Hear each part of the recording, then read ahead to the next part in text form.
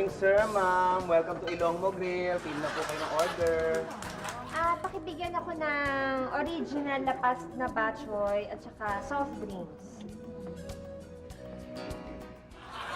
Oh, bakit hindi mo pa asigasuhin yung order ko? Kasi, ma'am, sir, nakakataba yung order niyo eh. Sayang pa naman yung figure niyo, by 30. Alam niyo, bibigyan ko lang kayo ng, ng lumpiang hubad, tsaka mineral water. Ito po. Ano yung order ko? Ay, naku, ma'am, concern lang ako sa health niyo. Please po, andun na po tayo. Ma'am, pausog lang po, please. Meron pa kami customer. Thank you, thank you. Thank you, please. Move on. Good afternoon, sir, ma'am. Order na po. Gusto ko nung lechong kawali. Sir? Lechong kawali. Oh, lechong Sir? kawali. Lechong kawali. Pimple ba yan? Pimple?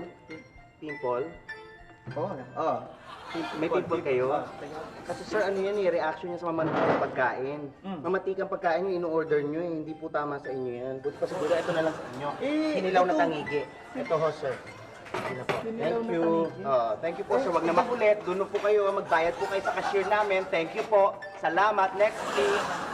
Good afternoon, sir, ma'am. Welcome to Ilonggo Grill. Danggit lang ako. Danggit. Ma'am, pwedeng makuha ang BP nyo?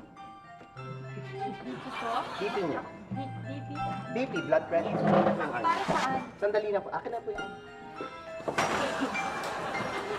Sandali po, Ano ginagawa mo? Naku, ma'am, medyo mataas ang blood pressure nyo. Bawal sa inyo maalat. Hindi po yung pwedeng order ng danggit. Ito na lang po sa inyo, sinigang na hipon. Masarap po yan. Naku, maasim ko hindi ako kumakain ng Naku, maasim. ma'am, huwag na po kayo magreklamo. Please, dumiretso na po kayo dun sa cashier. Ma'am, kung ayaw niyong masigawan na kagaya ng dalawang unang customer, magbayad na po kayo. Thank you! Concerned lang ako sa health nyo. Thank you! Maasim. Tama na po. Dun! Upo! Kanin. Bawal! Carbo! Nakaunto? Hoy. Yes, Ano may sir. pinagagawa mo dyan? Bakit ba yung mga in-order mo, customer, ba't di mo binibigay? Sir, concerned lang naman ako sa kalusugan nila. Kayo may kasalanan yan eh. Yung mga niluluto nyo nakakamatay. Kundi maalat, matamis. Kundi matamis, mantika. Wala ka nang pakialam doon, no? Ang trabaho mo, pagsilbihan sila. Sir, baka nakakalimutan nyo, meron kayo sakit sa puso. Ano, gusto nyo ba atakin kayo? Ha? Makikipagtalo pa kayo sa akin? Ha? Bumalik na kayo dun sa loob at magpahinga kayo. Kaloko!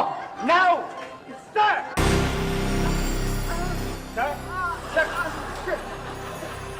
O yan, nakita nyo ha? Nakita nyo! Kaya kayo magsikain kayo ng para sa inyo, yung healthy, para hindi kayo magaya sa manager ko!